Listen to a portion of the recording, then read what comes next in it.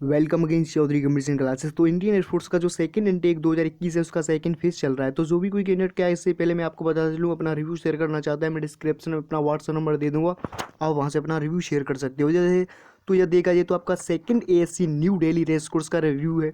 तो इस पर हम बात करेंगे।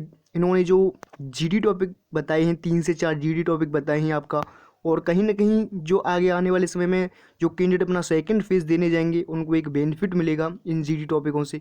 मैं आपको बता चलूँ, आपके जो जीडी टॉपिक होते हैं रिपीट होते हैं, और कहीं ना कहीं फिजिकल को भी लेकर आपके मन में डाउट है। बहुत सारे कैंडिडेट क्या है कि समय डरे हुए हैं फिजिकल को लेकर के, फिजिकल किस तरीके से लिया जा रहा है इंडियन एयरफोर्स द्वारा।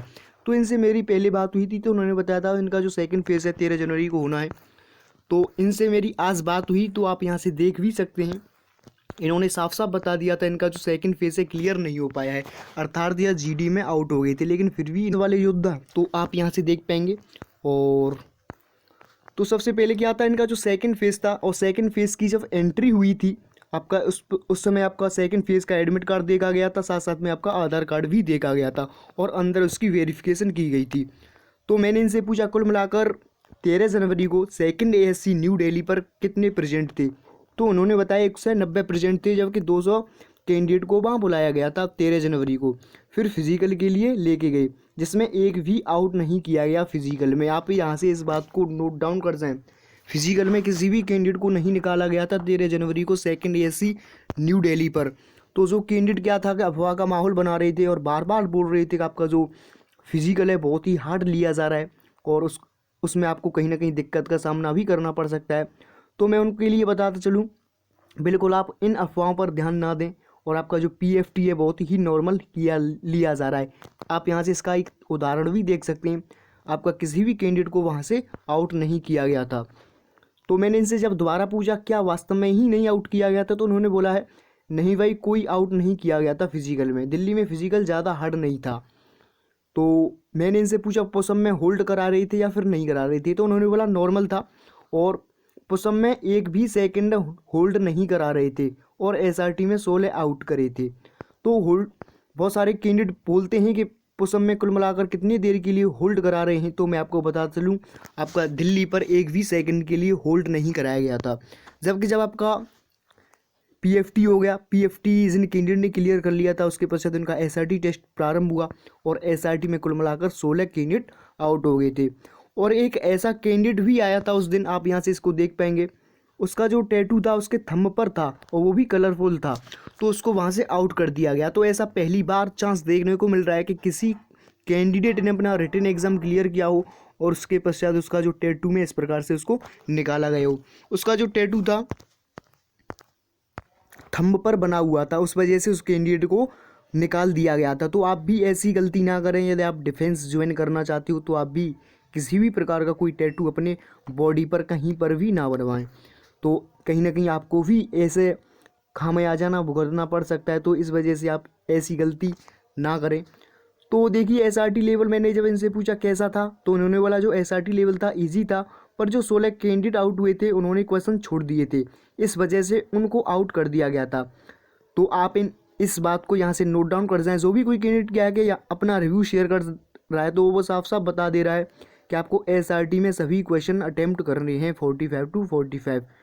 45 क्वेश्चन आए थे, एसआरटी में 30 मिनट दिए थे। तो जैसा कि होता रहा आपका 45 क्वेश्चन आते हैं, जब आपको 30 मिनट का समय दिया जाता है, जिसमें आपको 5 से 6 क्वेश्चन रीजनिंग के देखने को मिलेंगे, और वहीं आपका 38 से 40 आपका साइको टेस्ट होगा। तो मैंने इनसे पूछा कि इसके पश्चात क्या हुआ। फिर 11 बजे के आसपास रिजल्ट बता दिया था एसआरटी का। तो 11 बजे के आसपास क्या था कि इनका रिजल्ट बता दिया गया था। फिर 12:30 बजे जीडी स्टार्ट करा दिया था। तो 12:30 बजे इनका जीडी प्रारंभ हो गया था, जबकि 15-15 कैंडिडेट के ग्रुप बना दिए गए थे, जैसा कि होता भी है। पहले ग्रुप का टॉपिक था स्पोर्ट्स के ऊपर था, ओलंपिक से। तो उन्होंने बोला है कि जो पहला जो ग्रुप था उसका जो टॉपिक था स्पोर्ट्स से संबंधित था, और स्पोर्ट्स भी आपका उसमें मेनली देखा जाए तो कहीं ना कहीं उसको ओलंपिक शामिल किया गया। तो उसमें क्या शामिल किया गया था, ओलंपिक। तो सभी इस ओलंपिक से परिचित हैं। तो इन्होंने बोला मुझे कन्फर्म नहीं था, क्योंकि मेरे सबसे आगे नंबर था, और जो जिस तरीके से आपको पता है जब आप रूम में जाते हो तो आपको वहाँ इस तरीके से बिठा दिया जाता है, और जब आपका जब first number, second number, third number, fourth number, इस तरीके से आपका 15 नंबर तक होते हैं। तो इनका जो स्थान था पहले नंबर पर इनका स्थान था। तो इन्होंने बोला है कि पहले नंबर पर इनका स्थान था और वहाँ पर किसी कैंडिडेट से आपस में बात भी नहीं करने दे रहे थे। तो जैसा कि होता भी है, जीडी के दौरान किसी कैंडिडेट को आपस में किसी दूसरे से डिस्कस करने नहीं देते हैं। तो इन्होंने बोला दूसरा टॉपिक हार्ड कॉपी व सॉफ्ट कॉपी। तो आप यहाँ से देखते हैं जो दूसरा टॉपिक था दूसरे ग्रुप का वह था hard copy versus soft copy. और जबकि जो तीसरा ग्रुप था, उस तीसरे ग्रुप का जो जीडी टॉपिक था वह था नेशनल एंथम। तो नेशनल एंथम भी पूछा जा रहा है और इन जीडी टॉपिकों को अवश्य देख जाएं आप। ये देखा जाए तो कहीं ना कहीं नए जीडी टॉपिक देखने को मिल रहे हैं, लेकिन इससे पहले पूछे जा चुके हैं आपका। इससे पहले जब आपका इनटेक हुए थे, अलग अलग इनटेक हुए थे, तो उसमें पूछे जा चुके हैं, लेकिन इस बार 13 जनवरी को कहीं ना कहीं पहली बार पूछी गई आपका हार्ड कॉपी, सॉफ्ट कॉपी और आपका नेशनल एंथम।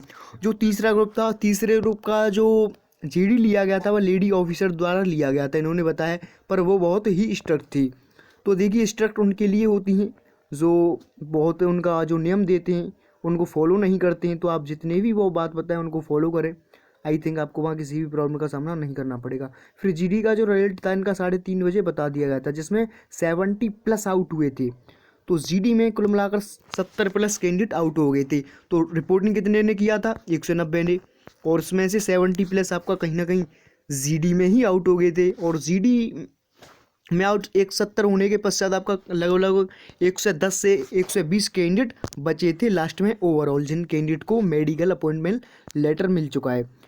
तो आप यहाँ से देख सकते हैं इनकी जो जर्नी थी यहीं ख़त्म हो चुकी है। और साथ साथ में इन्होंने ये भी बताया कि मेरा कॉन्टैक्ट नंबर शो मत करना। और